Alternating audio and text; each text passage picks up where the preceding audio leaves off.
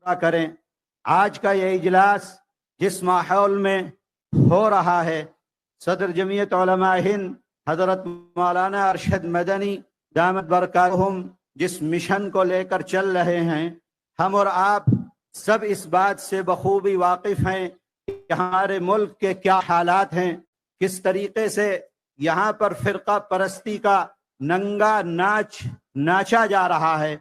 और सबसे ज्यादा अगर किसी को मुसीबत के अंदर और परेशानी में डाला जा रहा है तो वो मुसलमान कौम है जिसको दोनों तरीके से परेशान किया जा रहा है। सबसे पहली बात, यहाँ के रहने वाले मुसलमानों को वतन का और देश का गद्दार बताया जाता है कि ये देश के गद्दार हैं और इनके सीनों के अंदर अपने वतन के लिए मोहब्बत नहीं है। दूसरे, यहाँ पर रहने वाले जो हमारे भाई हैं, हमारी बहनें हैं, हमारे नौजवान हैं, उनको डरा कर और धमका कर इस मुल्क के अंदर ये कोशिश की जा रही है कि किसी तरीके से इनको खत्म कर दिया जाए, इनके मजहब को खत्म कर दिया जाए, इनके दीन को खत्म कर दिया जाए। तो दोनों तरीके की मार यहाँ पर रहने वाला मुसलमान, यहाँ पर बसने वाले लोग, जिन लोगों ने मुल्क की आजादी के लिए अपनी जानों के नजरानों को पेश किया है, 4 लाख उलमा ने जिस देश की आजादी के लिए अपनी कुर्बानी को पेश किया है, हजारों मुसलमानों ने जिस देश को आजाद कराने के लिए अपनी कुर्बानियों को पेश किया है, आज उसी देश में जिस मिट्टी को आजाद करने के लिए हमने और हमारे पुरखों ने अपना तन मन धन सब कुछ खत्म कर दिया, आज उसी देश के अंदर मुसलमान को और उसको जिसने अपनी जिंदगी की चीजों को, अपने घर को, अपने औलादों को, सबको खत्म कर दिया था, आज उसी देश के अंदर मुसलमानों को गद्दार कहा जाता है। हम उनसे ये कह देना चाहते हैं, हम उनको ये बतला देना चाहते हैं कि मिलेगी मंजिल मकसूद ये ईमान रखते हैं, मिलेगी मंजिल मकसूद ये ईमान रखते हैं। हम अपनी रहनुमाई के लिए कुरान रखते हैं। वफादारी वतन से हो यही इस्लाम कहता है, वफादारी वतन से हो यही इस्लाम कहता है। हम अपने दिल के हर गोशे में हिंदुस्तान रखते हैं। हमारा हर सांस, हमारा हर जज्बा, हमारा हर लम्हा इस वतन के लिए है।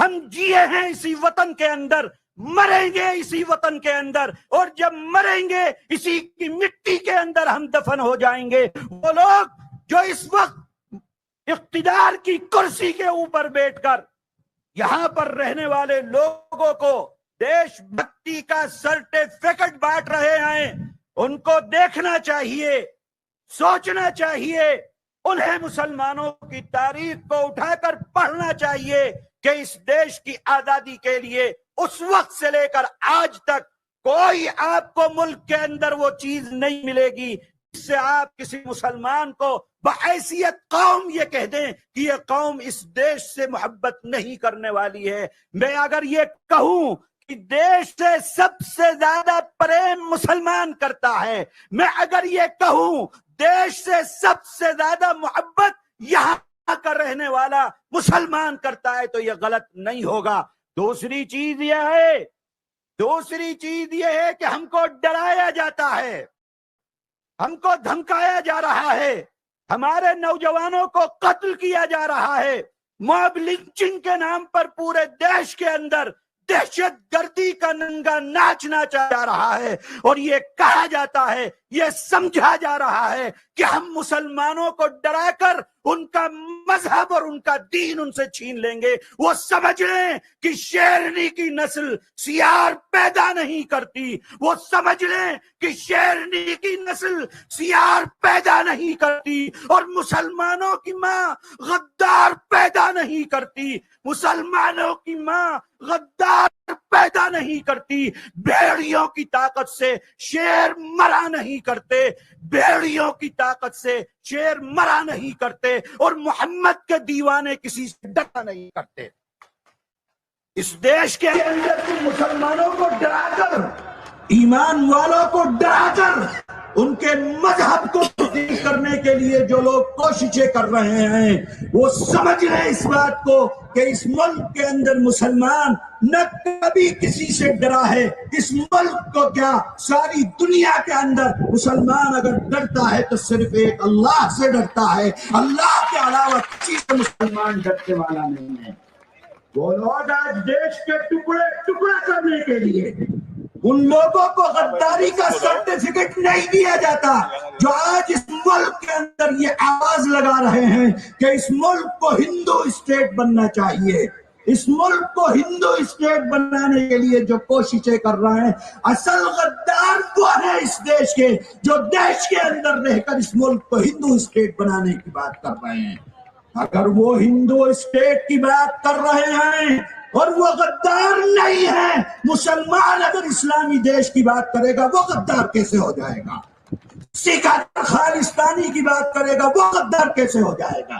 راستے تم کھول رہے ہو. اس ملک کو سیکولر ملک ہے، اس کا دستور سیکولر ہے. سیکولرزم کے اوپر یہ ملک زندہ ہے اور ہمارا ایمان ہے، ہمارا جذبہ ہے کہ اگر یہ سیکولر دستور کو آگ لگائی جاتی ہے، یہ سیکولر دستور ختم ہوتا ہے. 70 سال پہلے ہم اپنے وطن کی آزادی کے لیے اپنے سر سے کفن باندھ کر باہر نکلے تھے. اگر ملک کو ضرورت پڑتی ہے ہم پھر سر سے کفن باندھ کر باہر نکلنے کے لیے تیار بیٹھے ہوئے ہیں. اپنی وطن کی آزادی کے لیے، اپنے وطن کو باقی رکھنے کے لیے، اپنے وطن کی عزت و آبرو کے اوپر کسی کو کھلواڑ کرنے کی ہم اجازت نہیں دے سکتے ہیں کہ وہ وطن کی عزت و آبرو کے ساتھ کھلواڑ کر سکے، چاہے وہ کوئی ہو ملک کے اندر. اس ملک کا ہندو اور مسلم اتحاد تانا بانا باقی رہنا ہے. جمعیت علماء روز اول سے اسی کوشش کے اندر لگی ہوئی ہے کہ کس طریقے سے اس ملک کے سیکولر تانے بانے کو باقی رکھتے ہوئے ملک کو آگے کی طرف اور ترقی کی طرف لے کر جایا جا سکے. جمعیت علماء آزادی سے پہلے سے اس ملک میں ہندو اور مسلمان اتحاد کے ساتھ آگے بڑھنے کی روایات کو پر قائم ہے. کل بھی قائم تھی، آج بھی قائم ہے. میں بتلا دینا چاہتا ہوں جمعیت علماء کا پیغام ہے، نہ تھکے ہیں پاؤں کبھی نہ ہی ہمت ہاری ہے. میں نے دیکھے ہیں کئی دور اور آج بھی سفر جاری ہے. اسی کے ساتھ ہم آگے بڑھتے ہوئے انشاءاللہ اس ملک کے گنگا جمنی تہذیب کو باقی رکھتے ہوئے اور ملک کے سیکولر دستور کو باقی رکھنے کے لیے اپنا تن من دھن سب کچھ اپنے دیش کو دینے کے لیے تیار بیٹھے ہوئے ہیں. وآخر دعوانا الحمدللہ.